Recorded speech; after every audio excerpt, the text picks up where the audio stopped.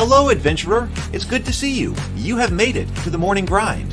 Welcome, welcome. It's the live stream at the beginning of the Geekverse, where we talk about all types of topics in geekdom, gaming, and fantasy, with an emphasis on being constructive and creating the things that we want to exist in the world. It's all on the grind, Sizemore.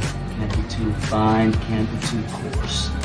That's exactly right. There are a lot of adventures to be had today. Dungeons to explore and monsters to slay, and who knows what a random encounter might send our way. That's why we have to prepare, so settle in now for the morning grind with your favorite beverage in hand. Tea? Or maybe something a little stronger. I've got a few bottles of the old Wynyard left. Whatever you want. Pull up a chair. Dude. If you're feeling fancy, how about a cappuccino? Or a frappuccino? Or how about an espresso? Just tea, thank you. Sounds good to me, Gandalf. Whatever you want. I'm just glad you're here. Everyone is welcome. You can just watch if you want. You don't have to worship anything you don't want to worship. Thank you, Mike. But be forewarned. Sometimes we get really strange characters around here. Wait, what's that you say? Why can't you come and be a part of the stream? My wife would disown me. Oh no, I bet she'll be fine with it. Come on in. Am I scared for my safety? No. What are we supposed to do? Everybody do the secret handshake.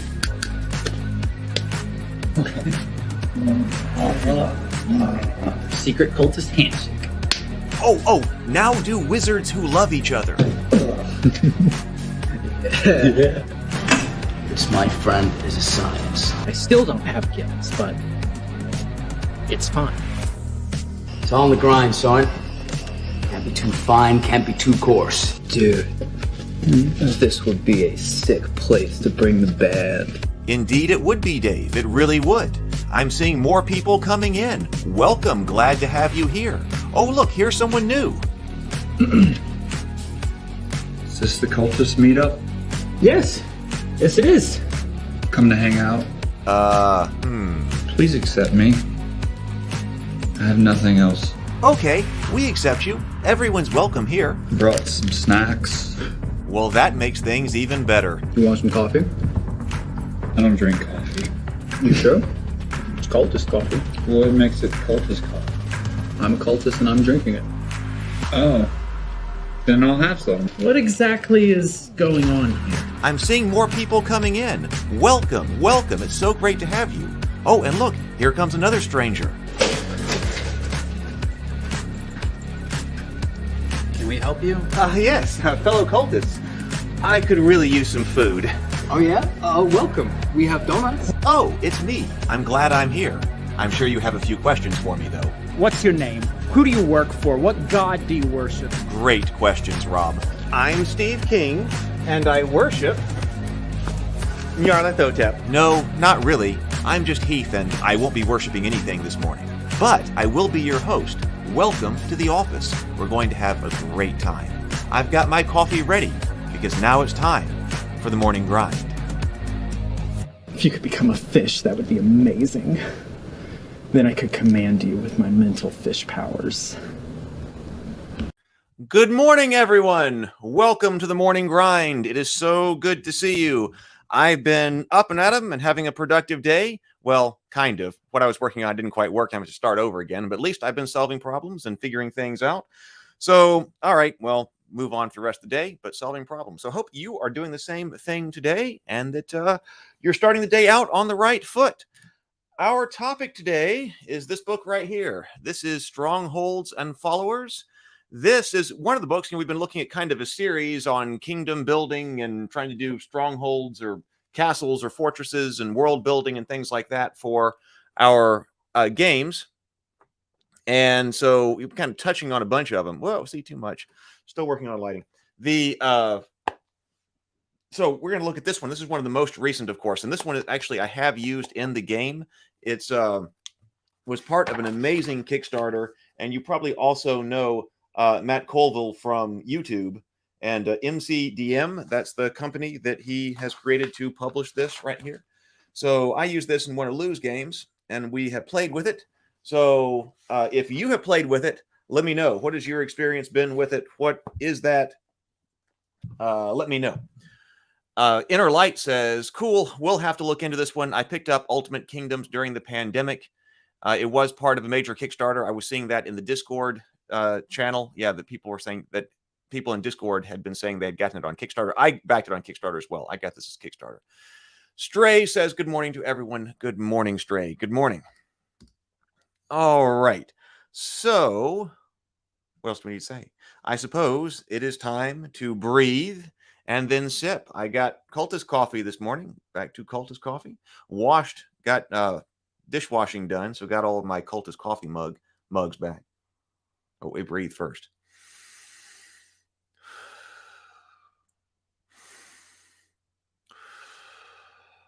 I hope you're doing it with me. Hope you're doing it with me. Sip.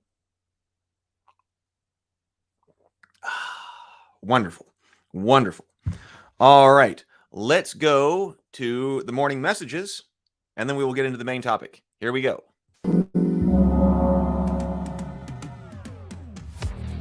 Friday night at 7:30 p.m. Central Time, new episodes of The Cultists Season 2 are premiering. It's our comedy web show about modern-day Lovecraftian cultists just trying to worship Cthulhu in a world full of people who don't understand. I attack the darkness. 40d10 psychic damage. My parents are out of the house today. I invited the guys over for a little D&D. So do I get to cast spells? Yes, you're a wizard. I am? That's my spot! Oh, yeah? Well, why don't you come over here and do something about it? So I'm gonna take Steve out. How are you gonna do that? I'm gonna cast Power Word Kill. Kill, kill, kill! What happened? First they start playing Monopoly, and then they move on to Dungeons and Dragons. The next thing you know, they're worshiping demons and drowning themselves in lakes. Can't even cast a practice spell right. I think you're just not high enough level to cast Power Word Kill. I will not stop until Steve is destroyed. Edith, target, conditioner, saving throw. There's a live after party after every show with me, Heath. I'm the creator, co-writer, and producer of the show. I also play Steve, and other members of the cast and crew. Catch those live or on replay. If you need to catch up on the Cultist show, both Season 1 and Season 2 are on my YouTube channel. Just go to the playlist. Each episode is about 5 to 7 minutes long. We've also developed a social deduction and miniature game based on the Cultists that we want to launch on GameFound. Check this out. Ready for a Cthulhu Cultist party game of spellcasting and betrayal? Welcome to Ritual.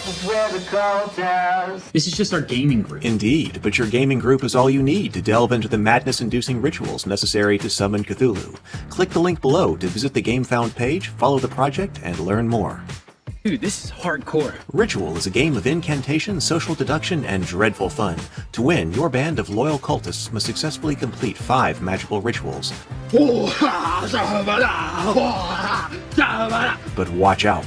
Your cult has been secretly infiltrated by the sinister agents of the Yellow King. You think the cult of the Yellow King is here? If they can foul up 3 of your rights, then they win. You've not been further compromised by the Yellow King, have you? Check out the GameFound page for more about the game and for a brief rundown on how to play. GameFound is a great new platform for crowdfunding board games, and we are proud to make it Ritual's home base. When you follow the game on GameFound, you can get updates about the game's development before the project goes live. And you'll get a free Rob, High Priest of Dagon miniature in battle pose if you decide to back the game when the campaign goes live. There is even an opportunity to get an advanced copy of the rules and participate in the playtest for rules review. We'd like everyone who's a fan of the Cultists to be involved. Any cult leader would be proud to have you as their disciple. So if you're a fan of Elder Gods and crazy fun, come and join us for Ritual. Click the link below to follow the game on GameFound today. You can get all of the links you need in the chat or in the description below. The Morning Grind is brought to you by Ravenkeep. That's the company that I set up to publish the things that we are making here on the show. Check out ravenkeep.net. You'll find merchandise from the Cultists, such as mugs and coffee, as well as board games, the Goodnight Sword ebook, and the Terra Tiles pre-order. Terra Tiles are the terrain system that my brother and I developed that I'm currently re-releasing. Terra Tiles are the easiest way to get great-looking terrain on your table. They are bright and colorful and ready to play right out of the box. There's nothing to print, paint, or assemble, and Terra Tiles are large, thick, and durable, being 9 inches from point to point. That's large enough to make setting them up quick and easy, while also being the perfect size to create really varied and organic-looking terrain setups for your table. This reprint is being produced in very limited numbers, so if you want one, you need to put in a pre-order so a box will get your name put on it. The Morning Grind is also brought to you by, well, no one else right now, but wouldn't it be cool if in the future there was somebody else who wanted to sponsor the show and keep us streaming? I think it would be pretty cool. We'll just see how it goes. Stay tuned and watch this space, I suppose. But all right, that's what you need to know right now. Let's get into it. All right. I have been thinking about so much other ideas for shows. I'm supposed to be writing and producing shows. Got to write and produce more shows. Ways to get them done. How do you do everything that you want to do in life? How do you get all of that accomplished? And how do you actually make it happen? That is the question. That's the question. I'm working on it, though. I'm working on it. Trying not to be overwhelmed by ideas, though. All right. So good to see you here. I put the Discord server link in the chat. So if you need that, would love to see you on the Discord server. Lots going on there and more to come in the future. I want to actually set up discussion boards on there. I'm kind of old school in that I like discussion boards. That way, the chat channels are fantastic, but there might be things that we need to have more in-depth discussion on that the discussion could last for, more time, right? As more people are coming in and get involved in the discussion, add things to it, gaming related and things like that. So I think we need to set up and start using the discussion board functionality as well. That's pretty cool. I used to love to be on Discord. I used to love to be on discussion boards. Had a great time. I think that's superior in many ways to just a constant feed. Innerlight says, remain focused. Try not to be overwhelmed by everything. Work on one thing at a time when you can. Yes, one thing at a time. Yep. But also batch process. One thing at a time, batch process. And make it something that you can actually accomplish. Because we've talked about, I can think of all these different ideas and what's the maximum I could possibly do to get them done. Well, the maximum is a lot, right? So what's the minimum that I could do that I would find the result completely satisfactory and be happy with while not overdoing it? That's also important. Okay, so let's get to strongholds and followers. Let me add this in right here and rearrange my windows. Oh, here it is. All right, strongholds and followers. So I got this in hardback, as you saw at the beginning here. Hardback reference and PDF reference. Very handy. Appreciate that. So we're going to be taking a look at the PDF right here.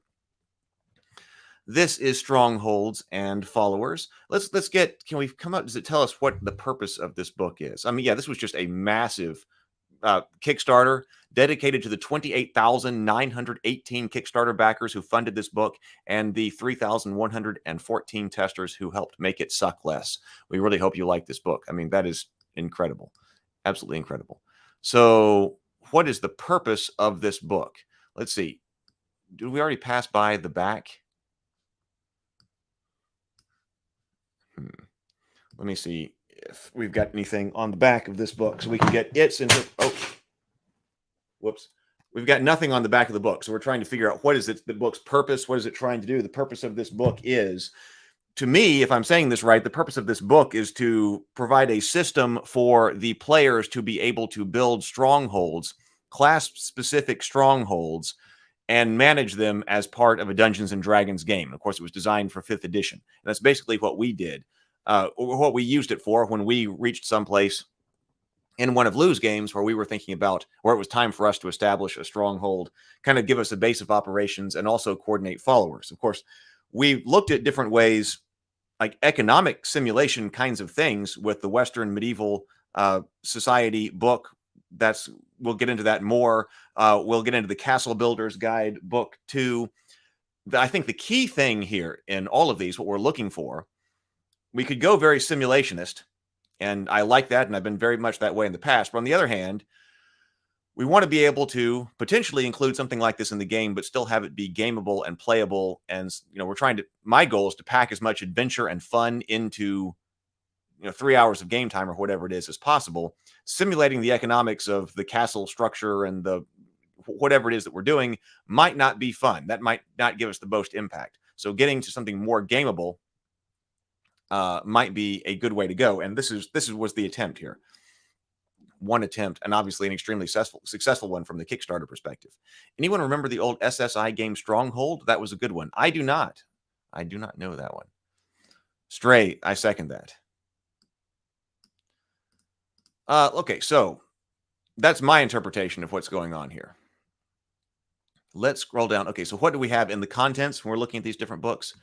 So introduction. So we may actually get to its introduction here. So there is some kind of introduction after this. But introduction, strongholds, types of strongholds, acquiring a stronghold, extended rest, the keep, the tower, the template, the establishment, strongholds by class.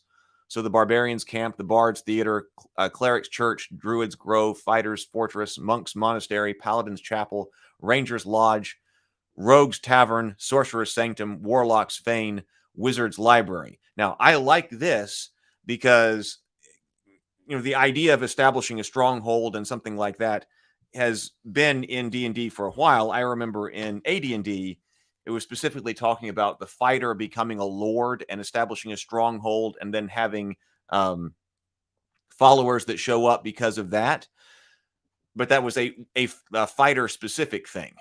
But what I like about this is that, well, there could be a base of operations that any type of class has, right? So we're not specifically, or not only talking about something that's classic castle-like, okay, the cleric's church, but even the rogue's tavern. The rogue might be running their stronghold out of a tavern, or their base of operations out of a tavern.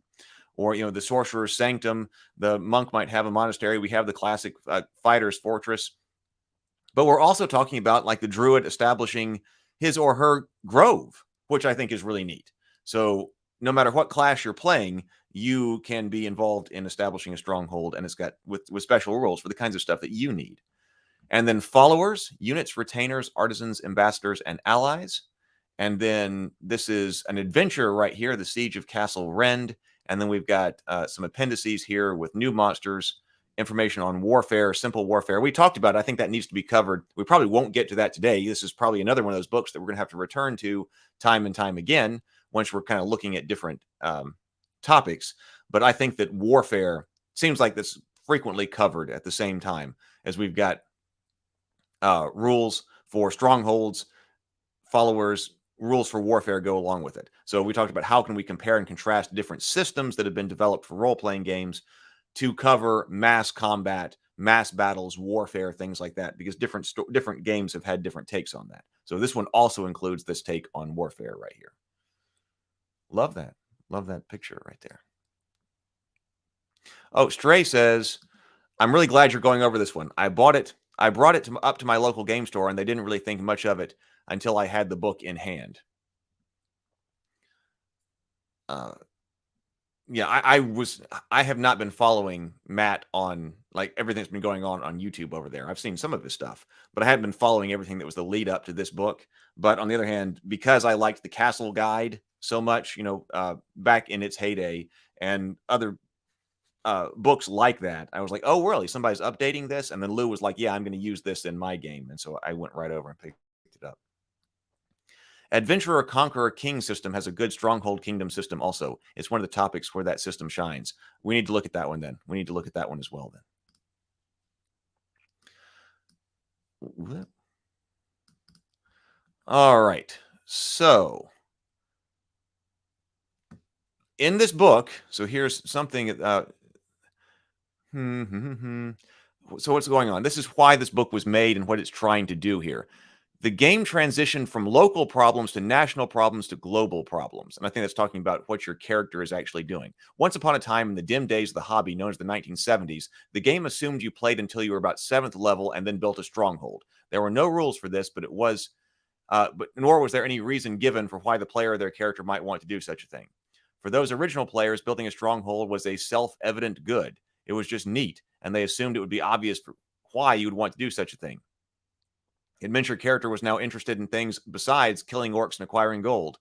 Treasure was the means to an end. As your character grew in power, they would become more concerned with the state of the world. There were political conflicts and armies and incursions from other dimensions, and a single fighter with a sword, even a very nice sword, with its own personality and special purpose, was not enough. You needed an army, new spells, extraplanar allies. The game transitioned from local problems to national problems to global problems. Eventually, your 7th level character fought a few wars or invented a spell or two and then retired, typically around 13th level, and that was it. The game had an end. This book seeks to recreate that style of play, but in the modern sense, by giving players reasons to build strongholds, and we got a lot of reasons. So we have keeps to help us raise army and improve fighting ability, temples to help us summon extraplanar allies and aid in battles, towers to help us research new spells, and establishments to let you collect secrets and generate cash. I think that's pretty cool.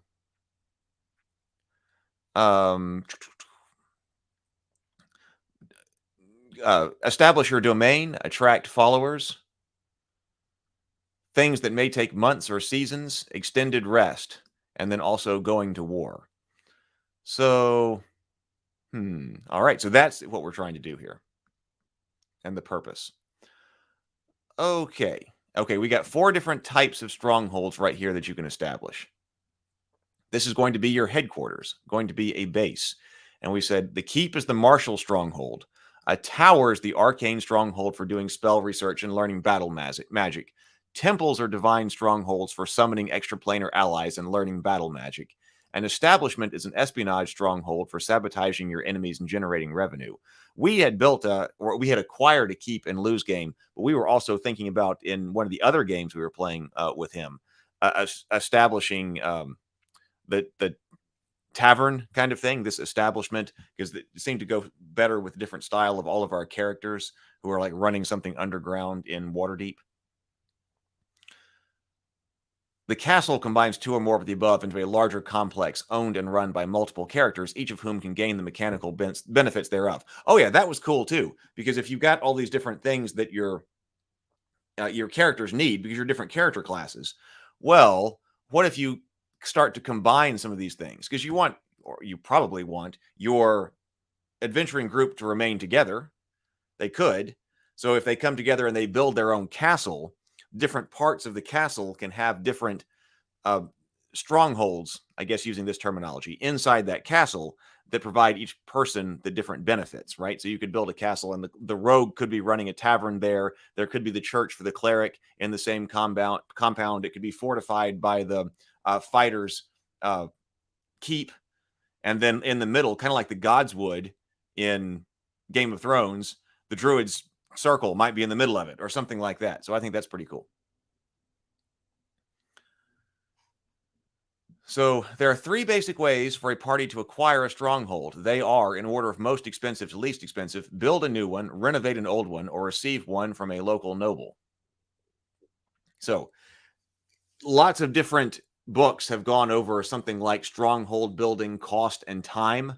Is how much gold do you need? Because, especially in a system where everything is just spelled out in terms of gold, part of the book, that Western Medieval Society, which I like, has a different kind of economic system in it, which is more detailed, but I think still playable for figuring out what type of goods and resources are available, how much they cost, and things like that.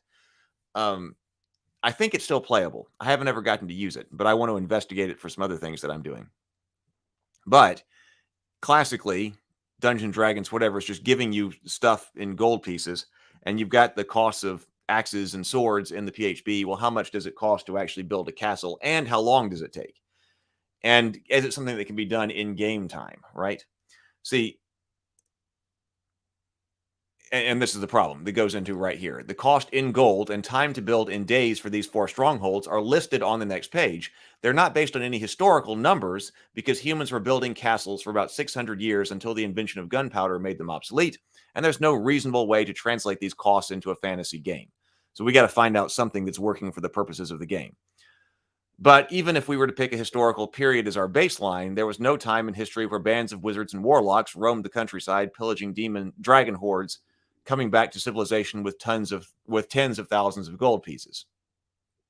So, therefore, any costs we derive must first be based on the economies of a fantasy RPG, and that means they must cost a lot, but not take too long. Right, exactly. If it takes, so that in bold again, that means they must cost a lot because our adventurers can go and get a lot of gold, but they can't take too long. Because if it takes 10 years to build a stronghold, no PC would ever do it. So this is part of the gaming side of things, because we could go simulationist. Let's try to simulate building a castle. You might be able to do it without much. Well, it's going to be expensive to do. But on the other hand, we need people who are cutting stone. We need people, we got this massive labor cost, and we're going to do it over many, many years, right? To build out a whole castle complex. Or if your cleric is trying to build a cathedral, those, some of those were built for hundreds of years, right? So that's probably not going to work inside the context of the game. So Stray says, oh, no, let's see here. Inner Light says, I love the illuminated border and the design of this one. Yes, it's so great. The layout on this one is also great. We've been talking about the production value of different books and things like that, and he's got some really nice set pieces in here. The layout's very nice, but on the other hand, it's not overwhelming. It's not overdone. I think this is a great example of the kind of midway layout that is more than the bare bones, like White Hack was doing, which I think is absolutely perfectly fine. I'm just saying this one's kind of a good halfway between this and then something like, Lou went all the way in on the Thrones and Bones RPG and something like that with his layout and his design. So there are other things you can do that are very nice like this that don't require all of that. Yeah. So he hit it very nice. Inner Light also says, I had been working on a Stronghold supplement for swords and six-siders, but it's on a back burner until I get through the stuff for the current RPG I'm working on. Yep, go work on your stuff. That's why I decided to put things like the Middle-earth GURPS stuff. I mean, long ago. All right, why am I doing all of this for this? Work on your stuff. Good idea. Stray says, when my players make a stronghold or town, I give them a blank folding game board. Game board measures 18 by 18 that folds up 4 ways. Oh, interesting. For them to actually design the layout of it. That's pretty cool. Blank folding game boards. Yeah, those are available on different game designers pages, game designers websites. Those would be great to have for game design, but they could also be great. Yeah, mark on them, create your stronghold. That would be cool. Yeah, to let my players put visuals to their work. That's a great idea. Jason says, it's a nice book. Just wish it was a bit more universal for more RPG systems. Yeah, I guess could be a downside here that this is D&D focused, 5th edition D&D focused. Let's go over here. So, keeps and towers, temples, and establishments each have widely different purposes with different costs and different times to build. Keeps are larger and more fortified for defensive purposes and therefore take longer to build. 150 days. Okay, temples and towers are less fortified, but usually made of stone and take 120 days to complete at first level.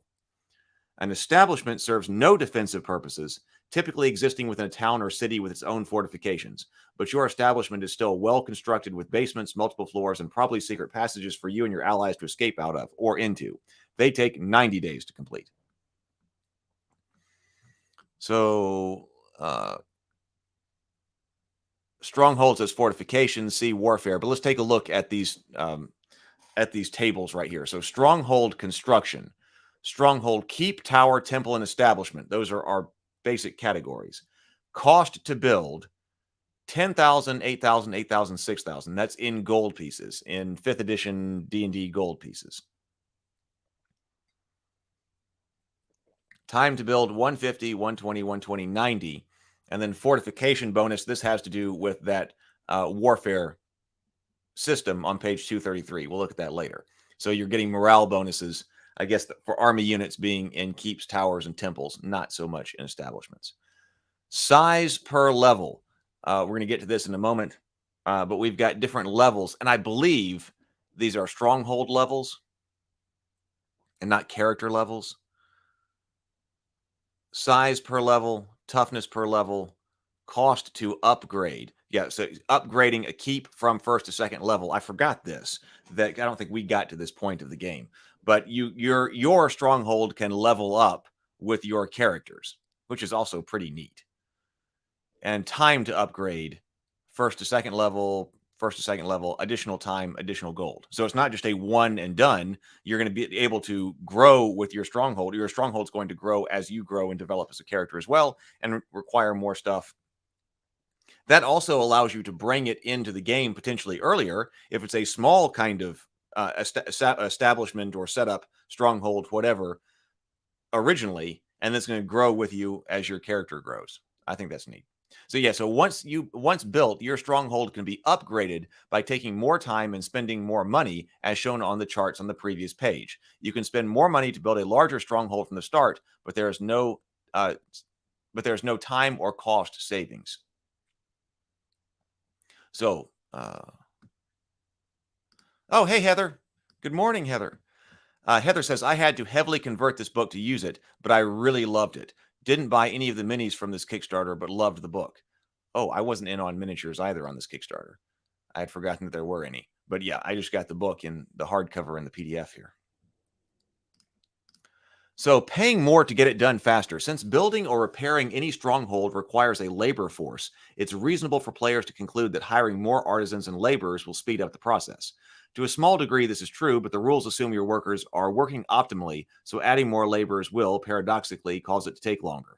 This is a fact as well documented as it is often ignored. The famous real-world book, The Mythical Man Month, details exactly what happens. Beyond a certain point, the larger your network, the more management it requires, the more communication it takes for everyone involved, and the harder it becomes for any single worker to find the answer to their question, to get a task approved, or get unblocked, even know who's blocking them on a process. Therefore, we assume the time represents a group of workers getting the job done in a reasonably fast manner, and that adding more people to the team would just complicate things. Now, the Castle Guide had a lot more rules on this, but for a playable kind of way to approach it, I think this is a good one. Hey, these numbers are everybody working optimally, kind of under optimal conditions. Maybe it takes longer, but we're not trying to, now if I pay this much more, can I hire this many more people? Can I, do this and save this amount of time or something like that? This is much faster as far as the playability goes. So a stronghold belongs to whoever pays for it, and they are its master. If Kale the wizard builds a tower, he gets to decide who gains its benefits. He may allow his sorcerer and warlock pals to do some spell research there until one or both betray him, or he them. Only one character can gain the benefit of a given stronghold at a time, and each character can only benefit from one stronghold ability at a time. If multiple characters chip in to pay for a stronghold, or one character just spends a lot of money, it's a castle and provides multiple benefits. Complex tasks take proportionally more time and money than simple ones, so a castle costs 10% more and takes 10% longer for every basic stronghold function that's going to incorporate into it. But you can't have more than one of the same type of stronghold in the castle. If you build a castle with 2 towers, for instance, only one of them grants benefits for spell research. So Jess, Anna, and Lars decide to pitch in together to buy a castle. It will contain a keep, a temple, and a tower. It will cost 33,800 GP and take 507 days. That is 10,000 gold pieces for the keep and 8,000 gold pieces for each of the tower and the temple, 150 days for the keep, 120 days for each of the temple and tower. There's an extra 30% on top, multiplying the time cost by 1.3 to account for the extra work necessary to incorporate many functions into one structure.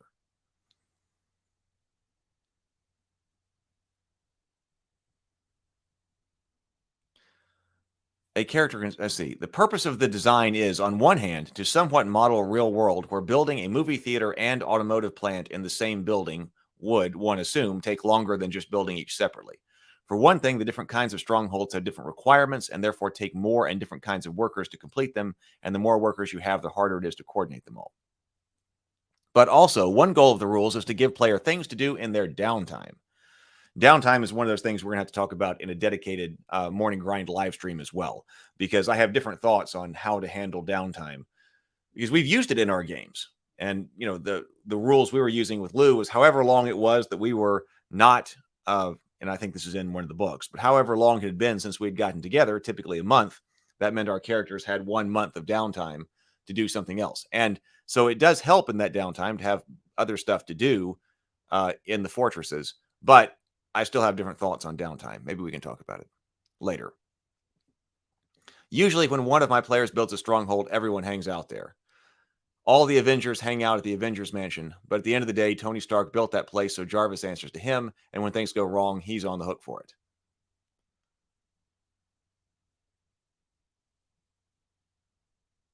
Okay, let's see.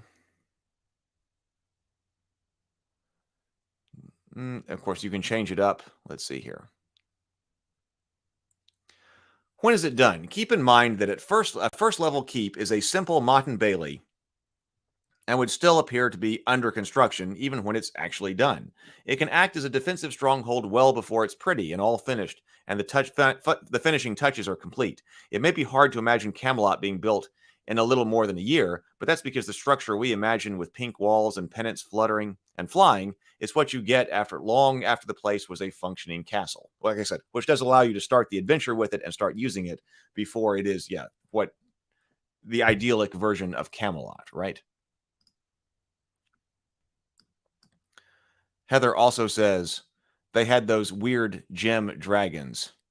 Oh, they looked so strange. Oh, the miniatures from the book, from the Kickstarter.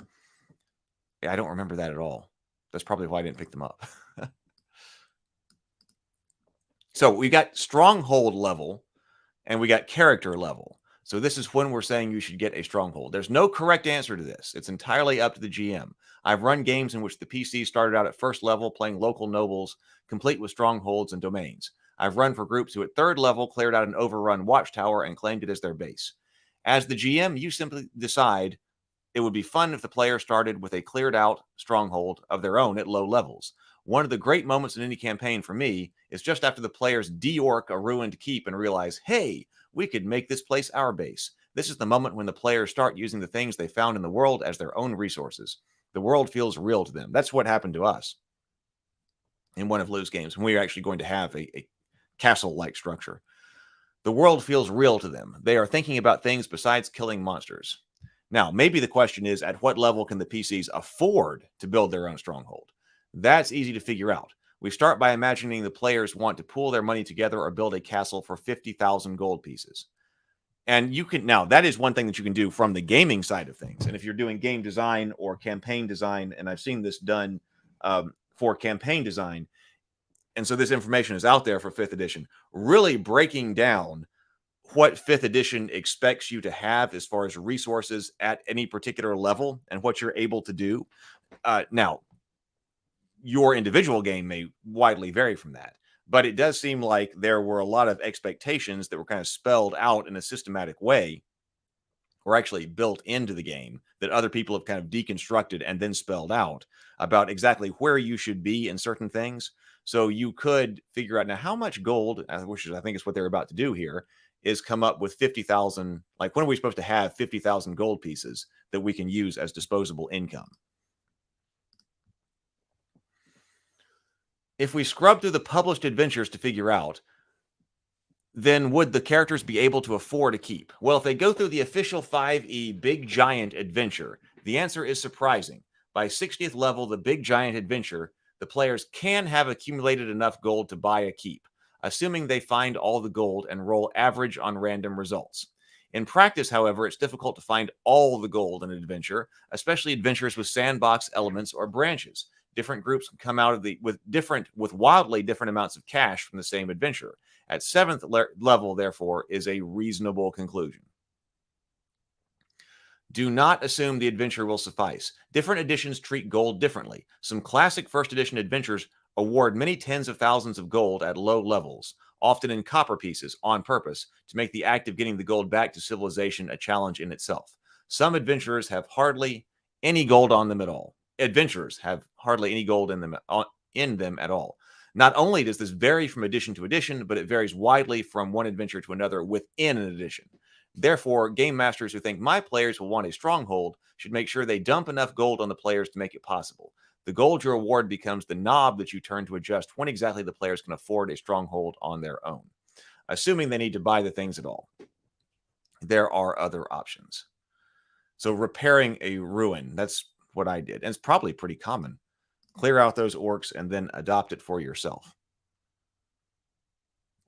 So repairing a ruin saves you half the time and cost of the final stronghold. Now, of course, then you don't get to choose its location. You got to go find it. So repairing a ruined 1st level keep would only cost 5,000 gold and take 75 days. It's up to the GM to determine whether the ruin is a single-player stronghold or a castle that could serve as a complex that contains some combination of basic strongholds within. How badly ruined the stronghold is purely judgment call by the GM, but here are some guidelines. If it has multiple levels and any intact rooms, each level saves another 500 gold in cost and 7 days off the total time. If it has any wholly intact levels, each level instead saves 1,000 GP and 14 days.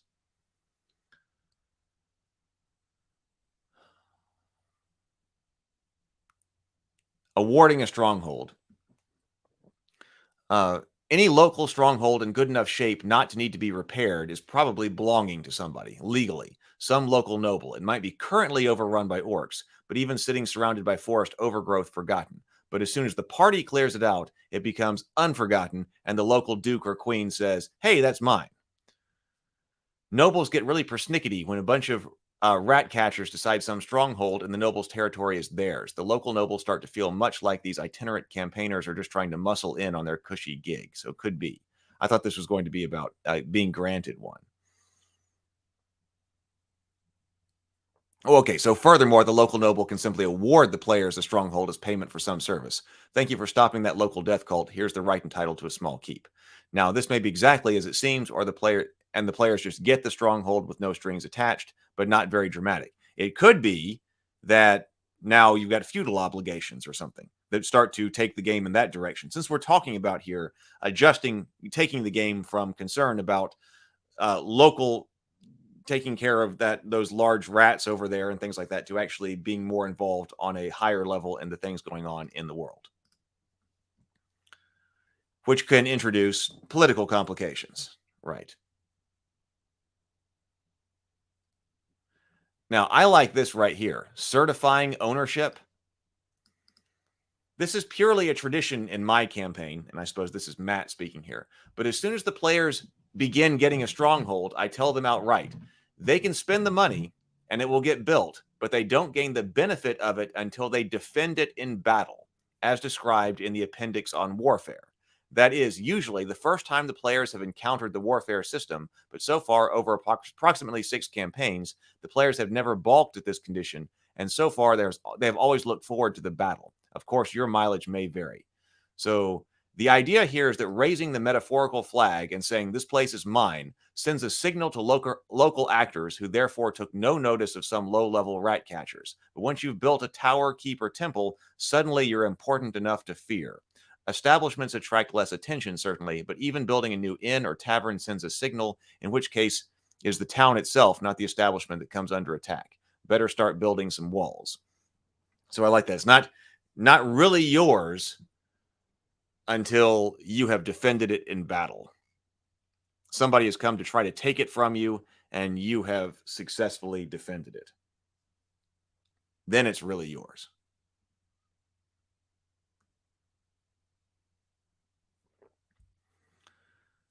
We're introducing this idea. My coffee has gotten cold.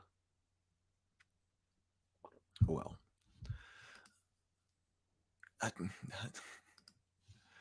An extended rest. So now we have this idea of the extended rest, which is going to take up more of this time period. So strongholds grant special abilities which quickly run out of uses and must be recharged by taking an extended rest. An extended rest requires spending a week at your stronghold, touching base with all of your subjects and followers, and attending to your affairs. This rule exists for a couple of reasons. First, it reinforces verisimilitude. It's unreasonable to expect a stronghold to grant its benefit indefinitely. A fighter who hasn't visited his keep in years is indistinguishable from a fighter without a stronghold. Secondly, they give players a good reason to return home, and that grants you, the GM, the opportunity to advance the politics in your campaign. It is possible via sending or diplomat's pouch spells, or just mundane messengers on horseback, to advance your politics without visiting your stronghold, and indeed some of this should be allowed, but major events and revelations are better handled in person. Should war break out, a local lord cannot command their troops from the bottom of a dungeon. Power. Okay, so we're talking about game balance here because we're adding new powers. We are adding new abilities and powers to the game for each character class once they start building these things. And of course that's what we're trying to do here, what this book is trying to do, because the it was trying to give mechanical reasons why you would actually want to build these things and you would want to have them. So that's going to make a 12th level paladin with a stronghold more powerful than a 12th level paladin who's just always walking around on the go. How does that change game balance? Well, I don't know. We didn't go long enough in our game, to study it in depth. Everything seemed to be working in our game just fine when we were using it. But that may shake up if, like we were just talking about, those built-in kind of expectations that people have teased out of 5th edition and where you're supposed to be at each level. If you have the stronghold, you're going to be more powerful. So strongholds unbalance the game. And we have a footnote here. And it says, I think 5th edition, this being Matt again, I think 5th edition is the best designed edition of the game, but I also think that some players over-focus on balance because they feel the game is something to be solved. They expect a level of rigor more appropriate to a war game or a card game. I don't have those expectations for an RPG. So this book is designed with those expectations in mind, or lack thereof. So strongholds unbalance the game. A paladin with a fully upgraded stronghold has access to many more abilities than a paladin without one. This is by design. It's fine to let your players get ahead of the power curve. You, the GM, have the tools you need to challenge them. You have access to all the monsters. You can make them nastier than usual. To help rebalance things, we give villains and their minions their own strongholds that are less complex and therefore easier for an already overburdened GM to use than the stronghold abilities of the PCs. See villain strongholds. So you can build these out for other people as well.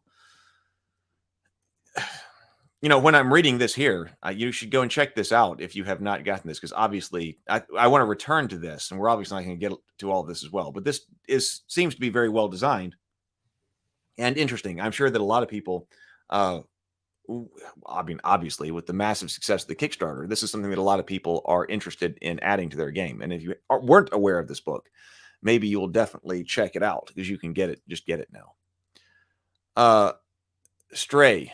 Hi, Sam. Hi, Sam. Hi, Stray says, I remember a game where my players held up in a cave most of the game. I tried to lure them out, but they were stubborn to leave what they call the Bat Cave. So now the Bat Cave would have a purpose if you have these rules. I wonder what the cave would be, as far as stronghold type. Okay, so, strongholds and politics, the keep. Yeah, okay, we got time to dig into one of these. So let's take a look at the keep. Oh, we got an example here. Oh, large keep example. Oh, the pirate ship. Okay, so let's take a look at one of these types, because the keep is one of our 4 main types, right? The keep.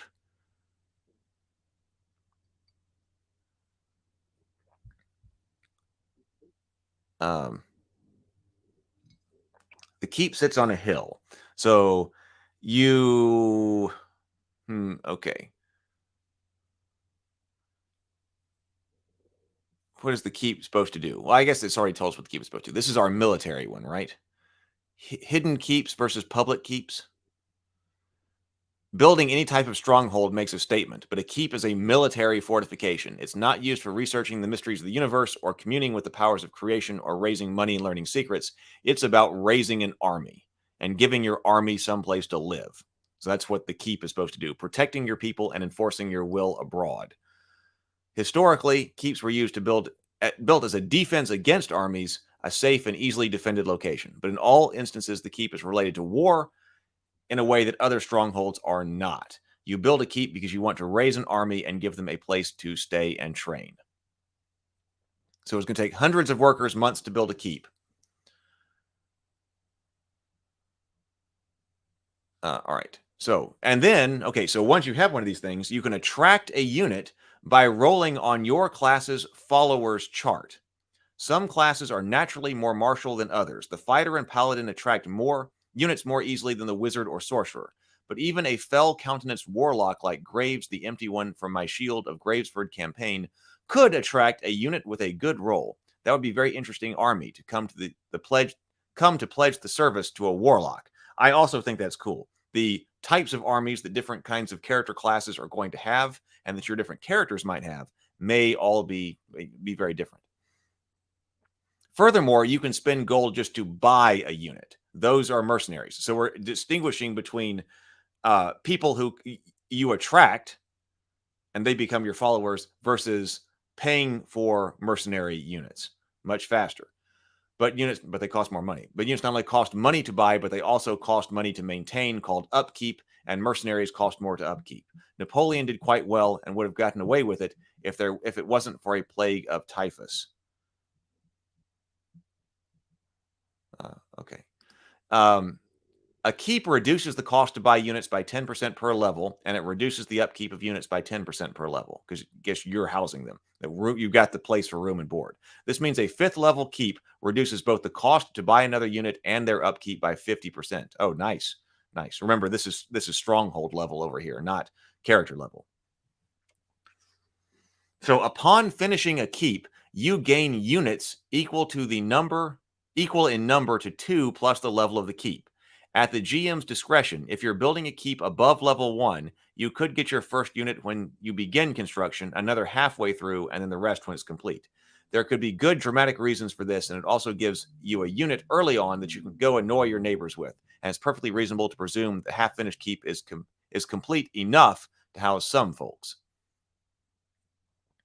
Newly raised army units start at a size of 1d4. So I remember that units in their warfare system here have sizes that correspond to the different polyhedral dice.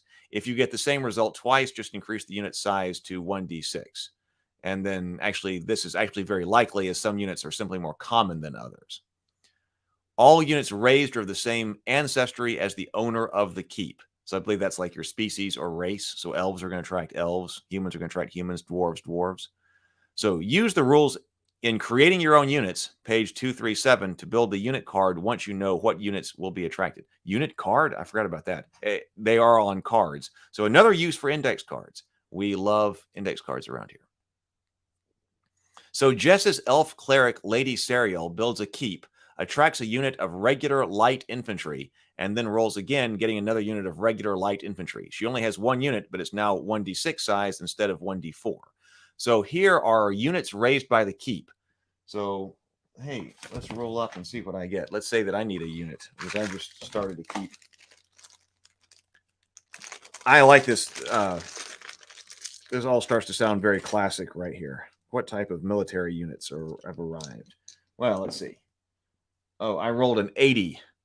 So I just got regular light cavalry. Cool. So if I rolled a level 1 keep, if I created a level 1 keep, I would get units equal to 2 plus the keep level. So I would have 3 units. I'd get to roll on here twice once it's built. So I get 1 unit of regular light cavalry. I get regular medium archers and 35 regular medium infantry. Well, that's a really good spread. So I get unit size 1d4, a 1d4 unit of regular medium infantry. They can be the mainstay force. Regular medium archers for ranged attacks. And then also I've got regular light cavalry for scouting and then also harassing the enemy flanks and things like that. That would be a pretty nice little army that I would have just started right there around my keep. That's pretty cool.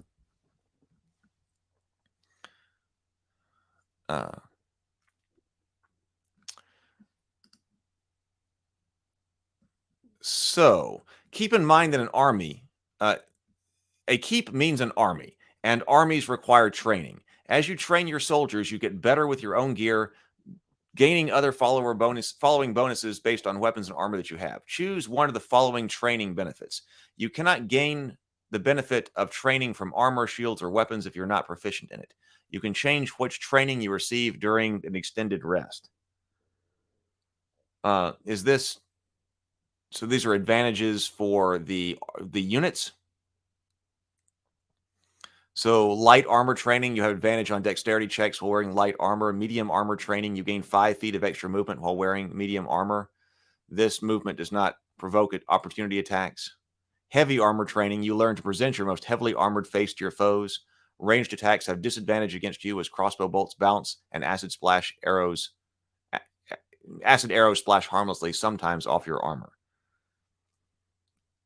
Shield training. If you succeed in a weapon attack when wielding a shield, you can push your target 5 feet away from you. This movement does not provoke opportunity attacks. So, okay, so here's where we get into also some specific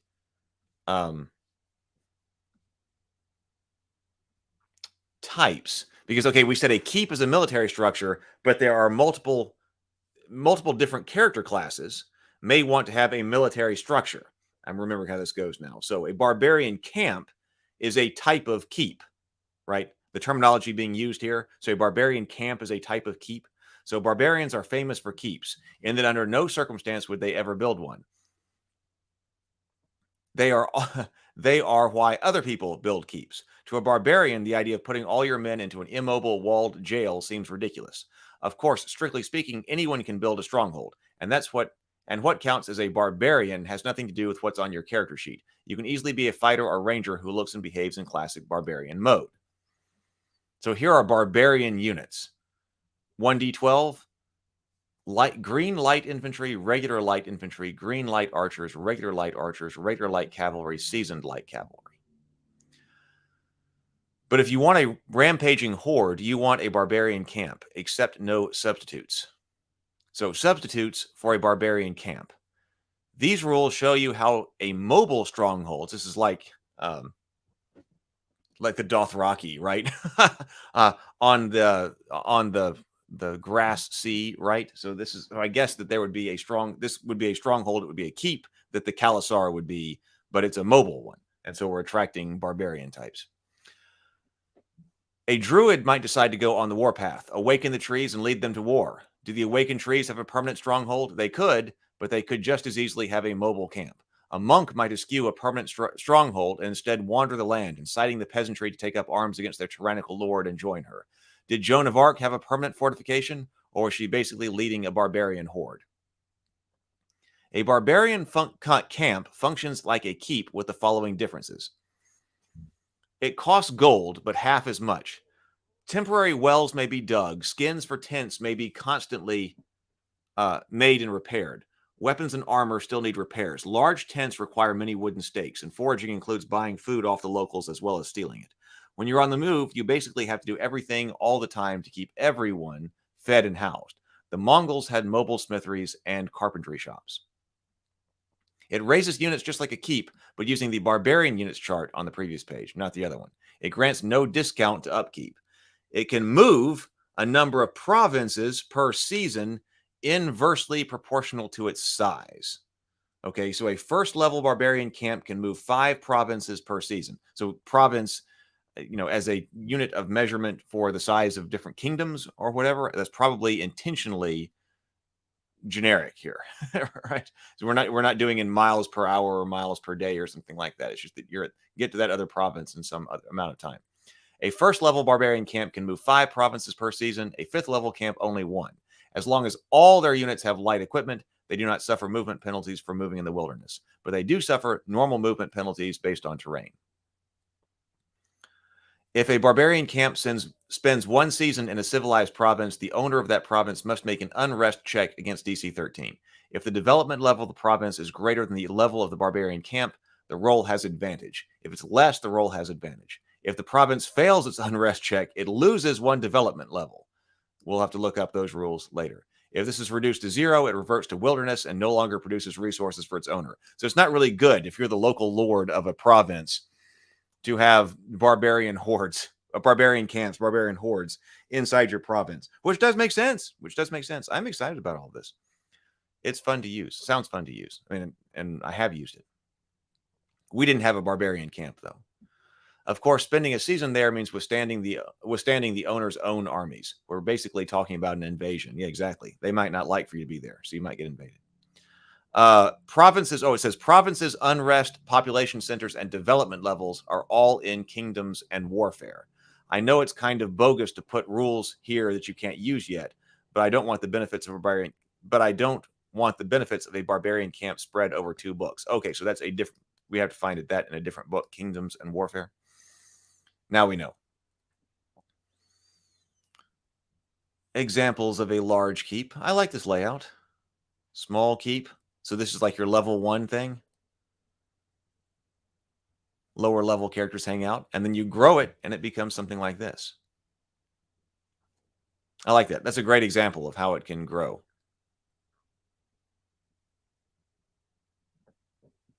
Now, the pirate ship. I also think this is pretty cool. Another variation of the keep. Has anybody run this? Has anybody tried the pirate ship or the barbarian camp? Especially when it's talking about different kinds of barbarian camps, because now I'm thinking about the druid with a bunch of Ents and Hurons walking around, and dryads walking around as their mobile keep as a barbarian horde. I think that sounds pretty cool. Like what happens when you awaken the Ents. So the pirate ship, another variation of the keep, is a dreaded pirate ship. The pirate ship, a galleon, but one dedicated to piracy, is a mobile stronghold like the barbarian camp. But while the barbarian camp gets slower the larger it is, the pirate ship gets faster. Larger sails resist the wind much more efficiently than smaller hulls dragging through the water. And this is actually true. The development of larger sails and the ability to tack into the wind led to the development of the galleon, which was faster than its smaller cousins. Galleons became so big they could carry so much gold and spice, they became easy pickings for enemy privateers, and thus the age of piracy was born. So, the pirate ship functions like a keep with the following differences. The ship attracts units just like a keep, but with restrictions to their size. It cannot carry units larger than units of 1d6 size. If you're rolling on the units raised by keep chart, you would raise an army unit larger than 1d6, roll again. Okay. A ship can hold a number of units up to its ship level and can hold units of any type. A fully upgraded ship could thus carry 5 different units. The ship can move 5 sea hexes per day, and it's saying assuming a 24-mile sea hex, plus 1 sea hex per level of the ship. If the ship stacks, wins a battle against a port, or not stacks, sacks. If the ship sacks, meaning winning a battle against a port settlement, the settlement's development level is downgraded by 1. Spending a week in a port settlement generates 1d100. I guess this settlement, this pirate ship, spending a week in port generates 100 GP. Pretty cool, I think. I mean, I think it sounds pretty neat. I'd want to use it. So that's where we'll have to stop. The tower will be up next, which is our mage stuff. Oh, take that down. So, but I like it. I like it. I'm a fan. All right, the caves. Let's see here. Oh, okay. So we're talking about caves here. Yeah, there are lots of things. The funny thing about cave Stray is there are potentially other entrances into the dark beneath the water, etc. Yeah, something could come and drive them out. Oh, but missed that opportunity. Stray also says that most people think of that a pirate's favorite letter is R, but their true heart belongs to the sea. Yes, nice. Pirates in games. All right, let's go to wrap this up. And if you are new here with us, the way that we wrap up the stream is by planning the day so we know how we're going to be productive and how we're going to use the rest of the day to make it a great day, so that at the end of the day, when we have the wind down live stream, we will not only have had our geek time and enjoyed ourselves and had fun, but that we will also have deliberately used the day as best as we can to have a great day. So I'm first going to explain the idea of what we are trying to do here. So if you're new and just coming in on the stream, welcome, welcome, welcome. We just were talking about the Stronghold Builders book. You can go back and check that out. Really neat. But here is what we are trying to do as far as having a better day and adding structure to our day, and the morning grind is part of it. So this is what's going on. What exactly is going on here? So here's what we're doing. My purpose here is to add anchor points and structure to my day in order to be more productive, get done what I want to get done, and also have a lot more fun. I would love it if you would like to come along for the journey. It would be great to have you. We can all get where we want to go and have a lot more fun too. So here's how I'm doing it. So the day begins with the morning call to adventure. The call to adventure is getting up at the time you want to get up and starting to work on whatever it is that you want to get done. For me, that's getting up at 4:45 and being at my desk by 5 o'clock. To hold myself accountable, I'm posting pictures of my watch on Twitter and in the Call to Adventure section of the Ravenkeep Discord. If you need a morning anchor point as well, you can heed the call to adventure with me. You choose your time to start and your activity. If you're successful, shout it out. Tag me on Twitter when you're up, or you can post it in the Discord channel. The second major anchor point of the day is the Morning Grind live stream. The purpose of the Morning Grind is to be a positive and constructive part of the day. For me, personally, hopefully, I'm rewarding myself for getting up in the morning, heeding the call to adventure, getting work done, and now I get to talk about some of my favorite stuff in the Geekverse here with you. It's an anchor point because the morning work has to be done by the time that show goes live. But not only do we geek out on the Morning Grind, but we also want to take a few minutes to plan how we want the rest of our day to go by identifying what big rocks we need to move. If you want to move big rocks with me, hang with me for the last few minutes of the Morning Grind live stream. The third anchor point of the day is the afternoon adventure. This is where we break from moving big rocks, get outside and do something interesting. For me, right now, I'm trying to do a 3-mile hike each day with a full adventurer's backpack on, loaded out with gear, because I want to be able to do at least some of the things that my D&D characters can do, right? So if you have great ideas for afternoon adventures, or if you're on one yourself, you can post about it in the Discord channel. We'll all talk about it and celebrate. After that, if I haven't finished moving my rocks, then I start moving rocks again, or it's time to be creative or do something else entirely, until the fourth anchor point of the day, and that is the Wind Down live stream. That's the place to chill out, relax, hang out, celebrate the day's successes, talk about how to improve tomorrow, and yeah, of course, we can chat about whatever is going on in the Geekverse there as well. It's a great time. After the wind down, it's time for sleep, and quality sleep is so important because then we got to get up and we got to do it all again tomorrow. So those are the anchor points that I've established for my day in order to be more productive, because I've got games to make, worlds to build, stories to write, and shows to shoot. So that's how I'm working to get it done. Of course, you don't have to do what I'm doing. You do what works for you. You do what gets you where you want to go, and also what accomplishes what you're trying to accomplish. But if these anchor points keep you on track during the day, moving in the direction that you want to move and having a great day, then I would love to have you. And also, you can just take the parts that you need to help out your day, add your own anchor points as needed. Do what works for you. Let's make life work for all of us and live more by putting more life into each day. You can just watch if you want. Yep, you can do that too. This is all an experiment. I don't know how long it's going to last. Probably either I will be successful, productive, get a lot of the things that I want to get done, and feel great and be happy, or I'll explode. I don't know. But either way, I hope it makes good YouTube. We'll see. All right, warmed my coffee up, so I'm ready to look at my index cards. So if you want to get in on this and be more productive with us and try to take control of your day, make time work for you, then here's what we're going to do. You know, I did go on I found a really neat area on the afternoon adventure yesterday. I'm looking forward to exploring again this afternoon. It was kind of neat. I wanted to leave some adventure. It's kind of neat when you find these things to leave more adventure to look forward to tomorrow, because I was out exploring down a dirt road I had never been down, found some neat things. And then I got to the end and I found more paths to go down. And I was like, well, I've already, I've got to get more work done. But I'm going to go out there again today. I'll put it out on Instagram. Again, the stories, see what else is out there. A new direction to walk. Really neat way to walk with the adventurer's backpack on. All right. So index card productivity method is what we're doing. That's the easiest way to get started. Here's my recommended productivity method for the rest of the day.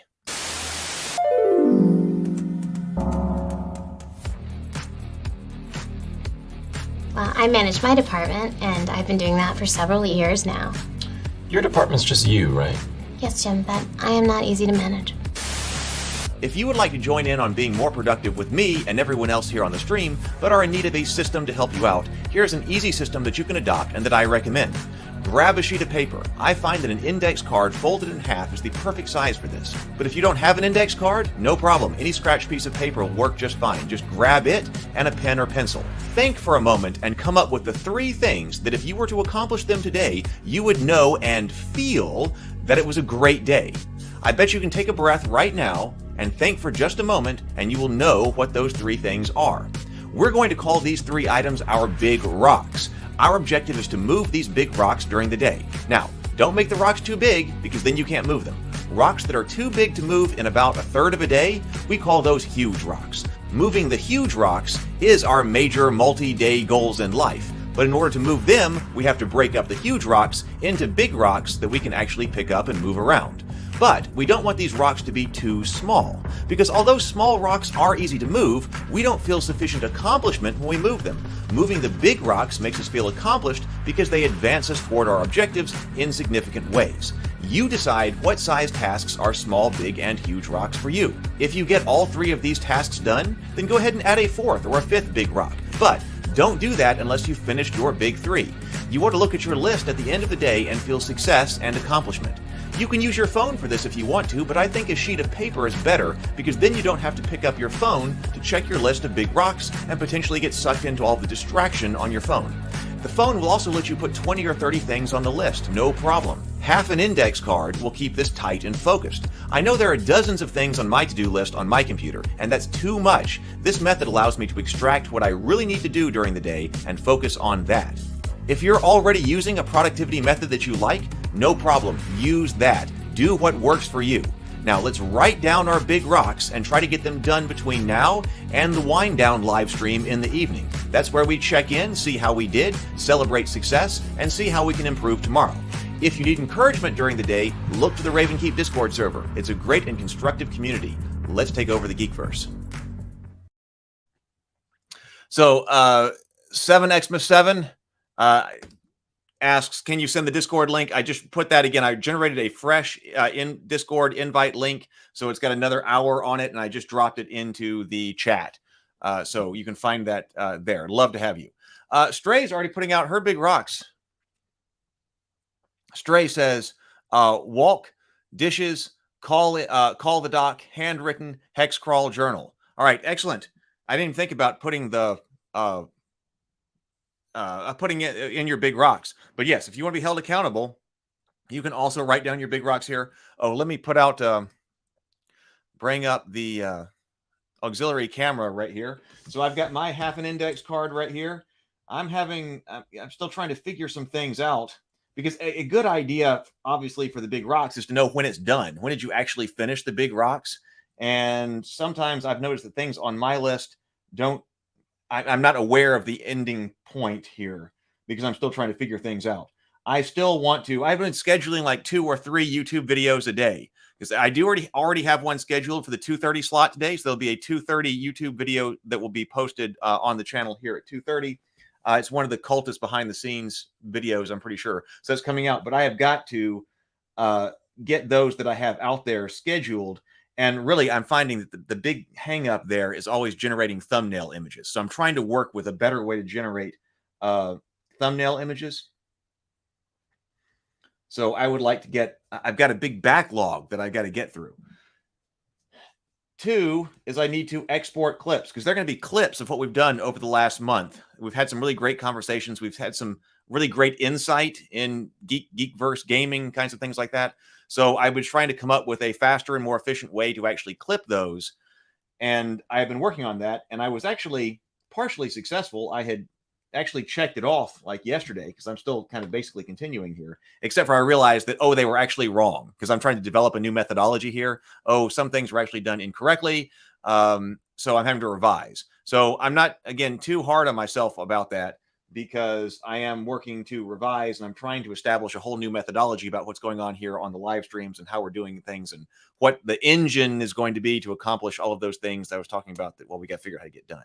So I wasn't beating myself up about it, but export clips, I'm going to try that again and then get them uploaded. Because if I can find a system to actually get this done, then a lot more of the clips and stuff. So if you see clips going by, it'll be clear if it's a morning grind clip or a wind down clip. If you miss some of them, you may want to look at that particular topic because I'm going to put the topic and then, like a wind down clip or the topic and then the morning grind clips. If you see those going by, then if you've already watched, all of the live streams, then you can pass it by, or you can look at the topic and go, I must have missed that one, and then get in there to that topic. So that's what I'm trying to do here. And then I still am behind on my, have not even gotten into, I need to specify this. Like I need to look at, like if I spent 90 minutes, let me do it that way. I need to schedule 10 YouTube clips, and then I want to spend 90 minutes working on those clip exports and coming up with that methodology. That way, if I do that, even if I don't get to the end, because I'm not exactly sure what the end is, because I'm still working on it, I can say that big rock was accomplished. And then I'll say 90 minutes also on online playtesting, developing that and figuring that out, loading ritual in. So 90 minutes online playtesting. So those will be my big rocks. That helps. That defines the time expenditure on that. And I got to do 10. I need to get that. I don't need that to take hours. Like, I need to get that done. So anyway, that's what I'm doing. We'll check in at the wind down tonight. Get your big rocks ready and have an afternoon adventure as well. Thank you so much for being here, everybody. It has been a lot of fun. I'll see you tonight in Discord.